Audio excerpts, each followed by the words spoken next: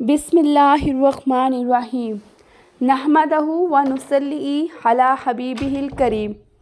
سورہ بقرہ کی آیت نمبر 72۔ وَإِذْ قُتُلْتُمْ نَفْسًا فَادَّارَأْتُمْ فِيهَا وَاللَّهُ مُخْرِجٌ مَا كُنْتُمْ تَكْتُمُونَ۔ اور جب تم نے ایک خون کیا تو ایک دوسرے پر اس کی تہمت ڈالنے لگے، اور اللہ کو ظاہر کرنا تھا جو تم چھپاتے تھے۔ اچھا، اس آیت میں کیا آ رہا ہے کہ انہوں نے خون کیا، بنی اسرائیل کے ایک شخص نے دوسرے کو قتل کیا جائیداد کی وجہ سے، اور ایک دوسرے پر الزام لگانے لگ گئے، تو اور جھگڑا شروع ہو گیا اسی بات میں۔ تو اللہ تعالیٰ نے کیونکہ اس سب چیز کو ظاہر کرنا تھا تو اللہ تعالیٰ نے گائے کو ذبح کرنے کا حکم دے دیا، بلکہ بنی اسرائیل نے خود حضرت موسیٰ علیہ السلام سے کہا تھا کہ آپ اللہ تعالیٰ سے کہیں کہ ہمارے سامنے حقیقت جو ہے وہ واضح ہو جائے۔ تو اللہ تعالیٰ نے پھر ان کو حکم دیا تھا کہ گائے کو ذبح کرو، اور تم جو چھپاتے تھے اللہ تعالیٰ نے اس کو ظاہر کرنا تھا۔ شروع سے یہودیوں کا جو ہے یہ عادت بد ہے کہ وہ پہلے قتل و غارت فتنہ فساد کرتے ہیں، پھر اس کو حقائق کو چھپانے کی ناکام کوشش کرتے ہیں۔ تو انہوں نے ایسے ہی کیا، ایک کو قتل کیا اور پھر اس کو چھپانے لگ گئے۔ جب گائے کا اللہ نے حکم دیا ذبح کرو تو پھر وہ اس میں طرح طرح کے بہانے کرنا شروع کر دیے۔ کیوں کرنے لگے؟ تاکہ جو حقیقت ہے وہ واضح نہ ہو۔ بہرحال اس آیت میں ایسی کوئی چیز نہیں ہے جو آپ کو زیادہ کھل کے سمجھائی جائے، یہی ہے۔ نیکسٹ آیت ہے 73۔ وَقُلْنَا اضْرِبُوهُ بِبَعْضِهَا كَذَلِكَ يُحْيِي اللَّهُ الْمَوْتَى وَيُرِيكُمْ آيَاتِهِ لَعَلَّكُمْ تَعْقِلُونَ۔ تو ہم نے فرمایا اس مقتول کو اس گائے کا ایک ٹکڑا مارو، اللہ یوں ہی مردے جلائے گا اور تمہیں اپنی نشانیاں دکھاتا ہے کہ کہیں تم عقل کرو۔ اچھا، اس سے صاف ظاہر ہے کہ گائے کا ٹکڑا مارنے سے وہ جو مقتول تھا وہ زندہ ہو گیا تھا، اور اس نے گواہی دی تھی کہ میرا قاتل کون ہے، ٹھیک ہے۔ اب اس آیت سے ہمیں پتہ چلتا ہے کہ جس طرح اللہ تعالیٰ جو ہے وہ ایک مردے کو زندہ کرنے پہ قادر ہے، تو وہ قیامت کے دن بہت سارے مردوں کو زندہ کر سکتا ہے۔ اس کے لیے تو یہ اس کے اختیار میں ہے، مطلب کہ جو یہودی اور جو کفار ہے، وہ جو عقیدہ آخرت پہ ایمان نہیں رکھتے کہ اس زندگی کے مرنے کے بعد ایک اور زندگی ہوگی، ان کے عقیدے کا رد آ رہا ہے اس میں کہ جو اللہ ایک مردے کو زندہ کر سکتا ہے، قادر ہے، تو وہ قیامت کے دن سب مردوں کو زندہ کر سکتا ہے۔ پھر ہے آیت نمبر 74۔ ثم قست قلوبكم من بعد ذلك فهي كالحجارة أو أشد قسوة وإن من الحجارة لما يتفجر منه الأنهار وإن منها لما يشقق فيخرج منه الماء وإن منها لما يهبط من خشية الله وما الله بغافل عما تعملون۔ پھر اس کے بعد تمہارے دل سخت ہو گئے تو وہ پتھروں کی مثل ہیں، بلکہ ان سے بھی زیادہ کرے، اور پتھروں میں تو وہ کچھ ہے جن سے ندیاں بہہ نکلتی ہیں، اور کچھ وہ ہیں جو پھٹ جاتے ہیں تو ان سے پانی نکلتا ہے، اور کچھ وہ ہیں جو اللہ کے ڈر سے گر پڑتے ہیں، اور اللہ تمہارے کتوں سے بے خبر نہیں۔ اچھا، اب دیکھیں یہ جو انہوں نے واقعہ دیکھا اپنی آنکھوں سے کہ ایک ٹکڑا گائے کا مارا گیا اور وہ زندہ ہو گیا، قاتل مقتول جو تھا وہ زندہ ہو گیا، اس کو دیکھنے کے بعد تو ان کے دلوں میں نرمی پیدا ہونی چاہیے تھی، اور وہ اللہ کی یاد میں مشغول ہو جاتے، ان کا اللہ تعالیٰ پہ ایمان اور پختہ ہو جاتا۔ لیکن ان کے دلوں کی سختی کی گواہی اللہ نے دے دی ہے، اور اللہ تعالیٰ کیا فرماتے ہیں کہ وہ پتھر سے بھی زیادہ سخت ہے، اور ان کے دل کی سختی کی مثال اللہ نے پتھر سے دی ہے، کیونکہ پتھر جو ہے وہ لوہے سے بھی زیادہ سخت ہوتا ہے۔ لوہا جو ہوتا ہے وہ آگ میں پگھل جاتا ہے، لیکن پتھر جو ہے وہ نہیں پگھلتا۔ اللہ نے فرمایا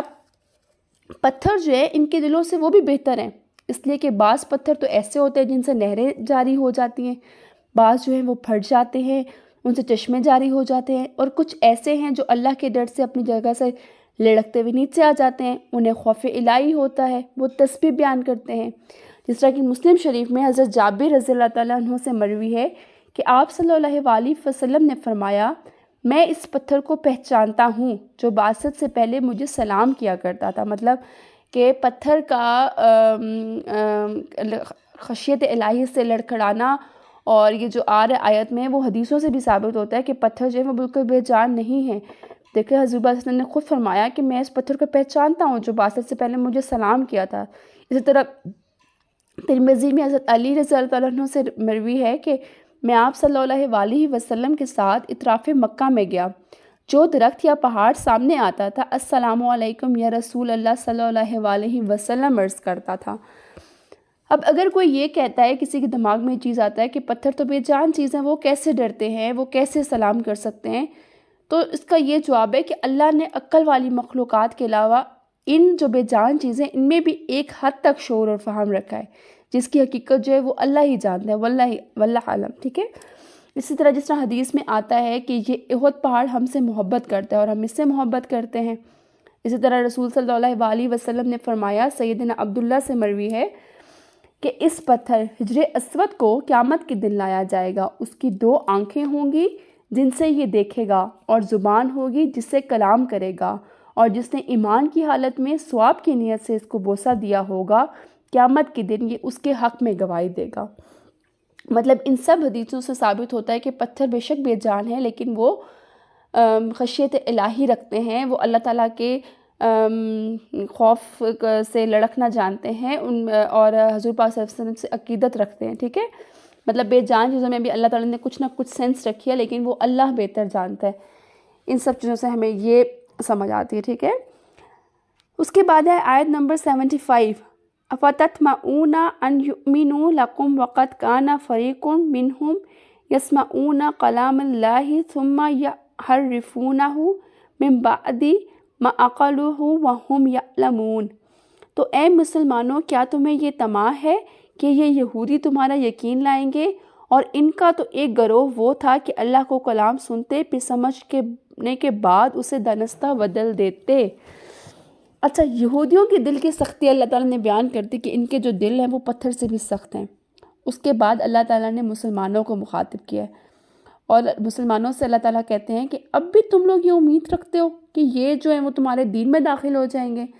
ان کے آباء و اجداد کی یہ تاریخ آ رہی ہے کہ وہ توریت کو سنتے بھی تھے، اچھی طرح سمجھتے بھی تھے، لیکن اسے جان بوجھ کے بدل ڈالتے تھے، حلال کو حرام اور حرام کو حلال بنا ڈالتے تھے، جیسے کہ سورہ عمران کی آیت نمبر 78 میں آتا ہے، ان میں سے یقیناً کچھ ایسے لوگ ہیں جو کتاب پڑھنے کے ساتھ اپنی زبانیں مروڑتے ہیں تاکہ تم اس کتاب میں سے سمجھو، حالانکہ وہ کتاب میں سے نہیں، اور کہتے ہیں کہ اللہ کی طرف سے، حالانکہ وہ اللہ کی طرف سے نہیں، اور وہ اللہ پر جھوٹ کہتے ہیں حالانکہ وہ جانتے نہیں۔ مطلب کہ وہ اس میں آ رہا ہے کہ تم لوگ اس گمان میں نہ رہو کہ یہ ایمان میں داخل ہو جائیں گے۔ ان کے آباء و اجداد سے یہ طریقہ چلتا آ رہا ہے کہ وہ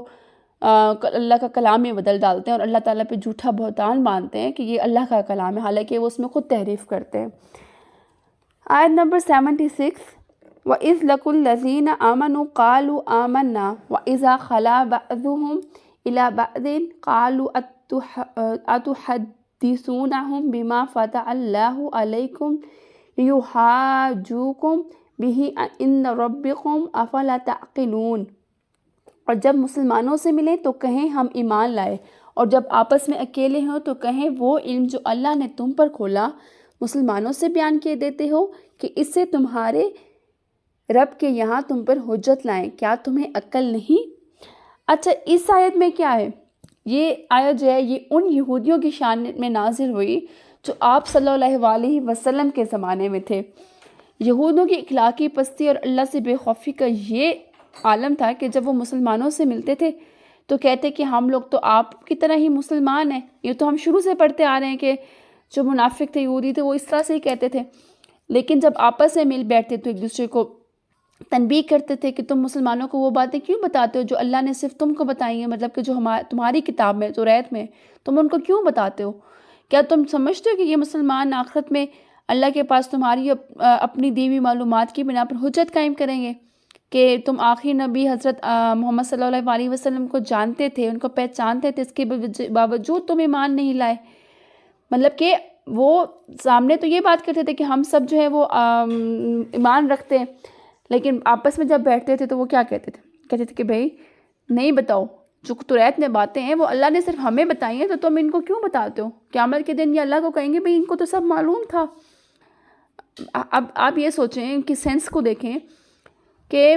اگر اللہ کو مسلمان نہیں بھی بتائیں گے تو اللہ تعالیٰ تو ان کے دلوں سے واقف ہے، لیکن وہ آپس میں ان کو یہ گمان تھا کہ یہ لوگ ہماری باتیں بتائیں گے۔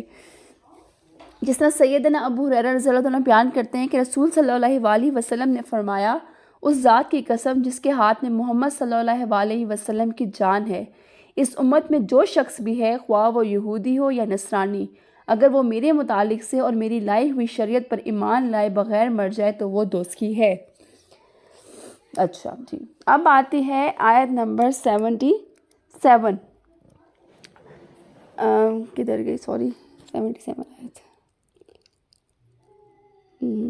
میرے سے آیت گم گئی ہے۔ اچھا یہ رہی، اولا یعلمون ان اللہ یعلم ما یسرون وما یعلنون، کیا تم نہیں جانتے کہ اللہ جانتا ہے جو کچھ وہ چھپاتے ہیں اور جو کچھ ظاہر کرتے ہیں۔ اب اس آیت میں تو وہی آ رہا ہے کہ اللہ تعالیٰ کو سب کچھ پتہ ہے۔ اب اس طرح سورہ عمران میں بھی آتا ہے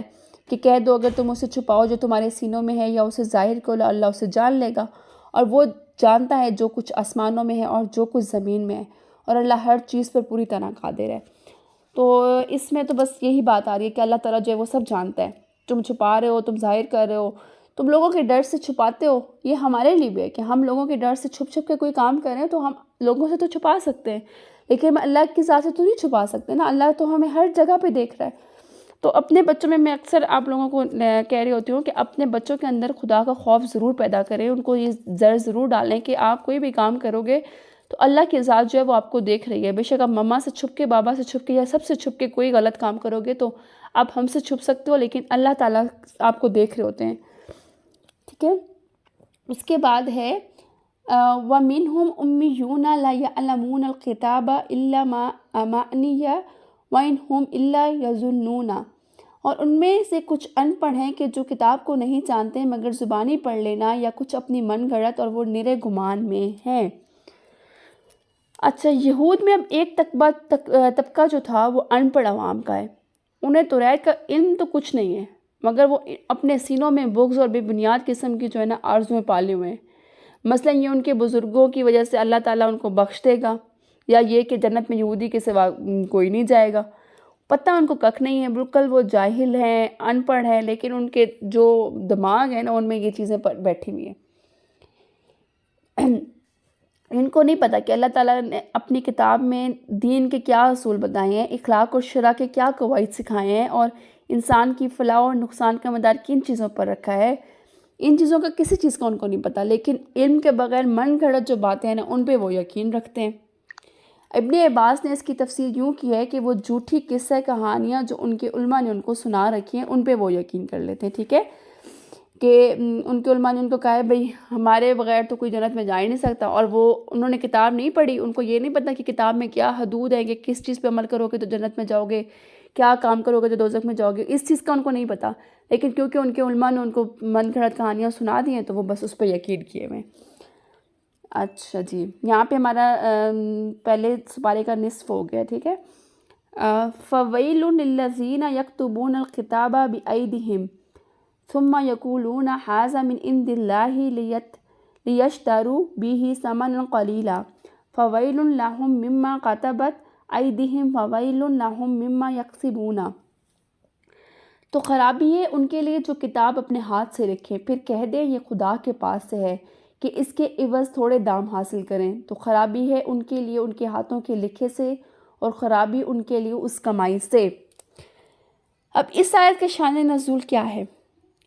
ایسا ہوتا ہے کہ جب آپ صلی اللہ علیہ وسلم مدینہ منورہ تشریف فرما ہوئے تو یہودی علماء اور روسا کو ڈر شروع ہو گیا کہ ان کی جو روزی ہے وہ تو جاتی رہے گی اور سرداری بھی چلی جائے گی جو وہ سردار بنے پھرتے ہیں، کیونکہ توریت میں آپ صلی اللہ علیہ وسلم کے حلیہ مبارک اور اوصاف کا صاف صاف ذکر موجود ہے۔ جب لوگ حضور صلی اللہ علیہ وسلم کو اس کے متعلق پائیں گے تو وہ فوراً ایمان لے آئیں گے اور اپنے علماء اور روسا کو چھوڑ دیں گے۔ اب اس اندیشے سے انہوں نے کیا کیا کہ انہوں نے توریت میں تبدیلیاں کرنا شروع کر دی، اور حضور پاک صلی اللہ علیہ وسلم کا جو حلیہ شریف تھا وہی بدل ڈالا۔ جس طرح توریت میں آپ صلی اللہ علیہ وسلم کے اوصاف یہ لکھے تھے کہ آپ صلی اللہ علیہ وسلم خوبرو ہیں، بال خوبصورت، آنکھیں سرمگی، قد درمیانہ ہے، انہوں نے اس کو مٹا کر بتایا کہ آپ صلی اللہ علیہ وسلم دراز قد ہیں، آنکھیں ان کی کنجی ہیں، ان کے بال اس طرح کے ہیں، مطلب چینج کر دیا، ٹھیک ہے۔ اب وہ یہی چیزیں عوام کو سناتے تھے، کتاب الہی کا مضمون بتاتے تھے، اور سمجھتے تھے کہ لوگ آپ صلی اللہ علیہ وسلم کو اس کے برعکس پائیں گے تو آپ صلی اللہ علیہ وسلم پر ایمان نہیں لائیں گے، اور ہمیشہ ہماری گرویدہ رہیں گے اور ہماری کمائی میں کوئی فرق نہیں آئے گا۔ لیکن ان کو یہ نہیں پتا کہ وہ جو چینجز کر رہے ہیں تو وہ اپنے لیے کتنی بڑی تباہی کو دعوت دے رہے ہیں،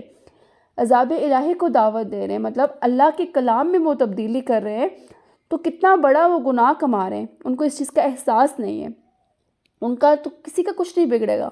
آپ صلی اللہ علیہ وسلم پر ایمان لانے والے ایمان لائیں گے، لیکن اپنے لیے وہ جس طرح کہتے ہیں نا کہ اپنے لیے خود کنواں کھود رہے ہیں،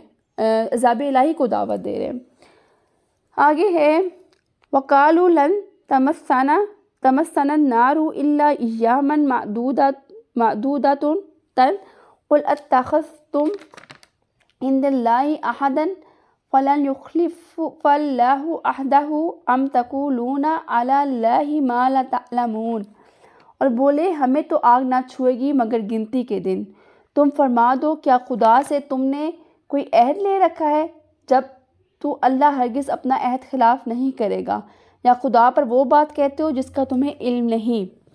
اچھا، آیت نمبر 80 میں کیا ہے کہ اس کا شان نزول یہ ہے کہ حضرت ابن عباس فرماتے ہیں کہ یہود جو تھے وہ کہتے تھے، وہ اس گمان میں تھے کہ وہ دوزخ میں ہرگز داخل نہیں ہوں گے مگر صرف اتنی مدت کے لیے جتنے عرصے کے لیے ان کے آباء و اجداد نے گسالے کی پوجا کی تھی۔ اور گسالے کی پوجا آپ سب کو پتہ ہے کہ انہوں نے کتنے دن کی تھی، 40 دن۔ اس کے بعد جو ہے نا وہ عذاب سے چھوٹ جائیں گے۔ تو اس پر یہ آیت کریمہ نازل ہوئی تھی کہ تم کس گمان میں ہو کہ تمہیں تھوڑے دن عذاب دیا جائے گا، ایسا نہیں ہے۔ تم نے جو کیا وہ تمہیں اس کا صلہ مل رہا ہے۔ جس طرح سورہ نساء کی آیت نمبر 123 اور 124 میں بھی آتا ہے کہ نہ تمہاری آرزوؤں پہ موقوف ہے اور نہ اہل کتاب کی آرزوؤں پر،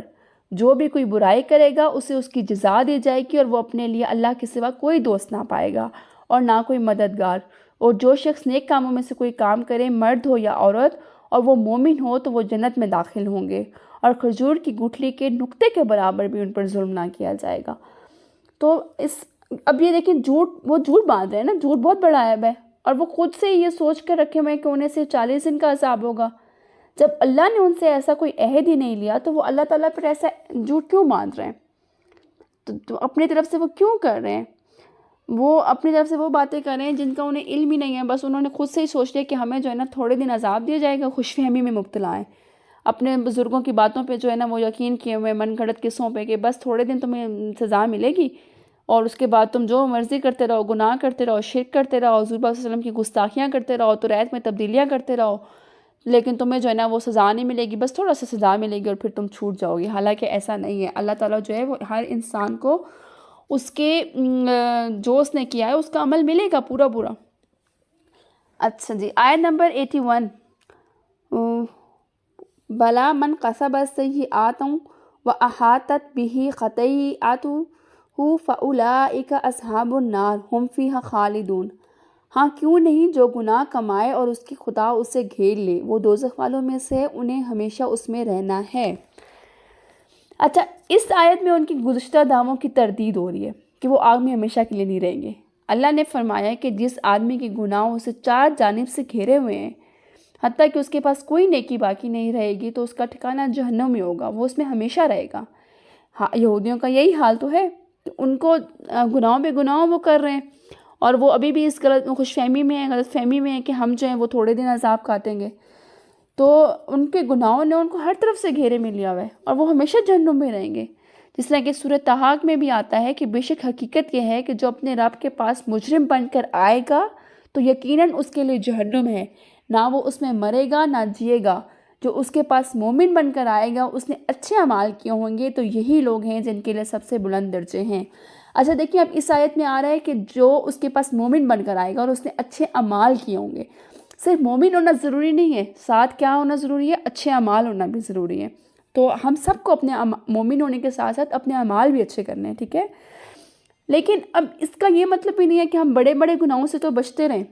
چھوٹے گناہوں کو ہم حقیر جا کر ان سے بچنے کی کوشش ہی نہ کریں۔ چھوٹے چھوٹے گناہوں میں ہم اپنے آپ کو رکھا ہوا ہم نے کہ بھئی ان سے کیا ہوگا۔ دیکھیں،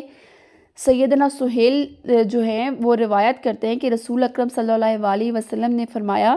چھوٹے اور حقیر گناہوں سے بھی بچو، کیونکہ یہ بھی جمع ہو کر آدمی کی ہلاکت و بربادی کا سبب بن جاتے ہیں۔ پھر آپ صلی اللہ علیہ وسلم نے مثال دے کے فرمایا، جیسے کچھ لوگ جنگل میں جمع ہوں اور جب کھانا پکانے کا وقت ہو تو ہر آدمی ایک ایک لکڑی لے آئے، حتیٰ کہ وہ اپنی اپنی روٹیاں پکا لیں۔ لہٰذا جب آدمی کو اس کے چھوٹے گناہوں کی وجہ سے پکڑا جائے گا تو یہ گناہوں سے ہلاک کر دیں گے۔ اسی طرح سیدنا عائشہ رضی اللہ عنہ بیان کرتی ہیں کہ نبی کریم صلی اللہ علیہ وسلم نے ان سے فرمایا، اے عائشہ، چھوٹے اور حقیر گناہوں کے کاموں سے بھی بچنا، کیونکہ اللہ کے ہاں ان کے بارے میں بھی جواب طلبی ہوگی۔ دیکھیں، ہم نے بڑے گناہوں سے تو بچنا ہی بچنا ہے۔ بڑے گناہ کیا ہیں؟ نماز نہ پڑھنا، یہ بڑا گناہ ہے، ٹھیک ہے، والدین کی نافرمانی ہو گئی، شرک کرنا اور نماز روزے، یہ جو بیسک مطلب بڑے بڑے گناہ ہیں۔ لیکن چھوٹے گناہ جن کو ہم کچھ سمجھتے نہیں ہیں، جھوٹ بولنا، بیک بائٹنگ کرنا، کسی کے اوپر الزام تراشی کرنا، اور یہ جو چھوٹے چھوٹے گناہ ہیں ان سے بھی ہم نے بچنا ہے، اپنے آپ کو بچانا ہے۔ آج کے سبق سے ہم نے کیا سیکھا ہے کہ ہم نے اپنے آپ کو صرف بڑے گناہوں سے بچا کے یہ نہیں سمجھنا کہ ہم قیامت کے دن ہماری جو ہے نا وہ جان بخشی ہو جائے گی۔ ہم نے کوشش کرنی ہے آج سے ہی، انشاءاللہ مجھے پتہ ہے آپ سب کوشش کرتے ہوں گے، لیکن آج سے ہم نے یہ پکا عہد کرنا ہے کہ ہم نے اپنے آپ کو چھوٹے چھوٹے گناہوں سے بھی بچانے کی کوشش کرنی، کسی کے پیچھے کوئی برائی نہیں کرنی، کسی کا دل نہیں دکھانا۔ یہ چھوٹے چھوٹے گناہ جو ہے نا ان سے بھی ہماری جواب طلبی ہو سکتی ہے، کیونکہ آپ صلی اللہ علیہ وسلم کا فرمان ہے کہ اللہ کے ہاں ان کے بارے میں بھی جواب طلبی ہوگی۔ تو آئیے آج سے ہم کوشش کریں گے کہ ہم نے چھوٹے گناہوں سے، بڑے گناہوں سے، سب گناہوں سے بچنے کی کوشش کرنی ہے، اور مومن کے ساتھ ساتھ ہم نے اچھے اعمال بھی لے کے جانے ہیں اپنے، ٹھیک ہے۔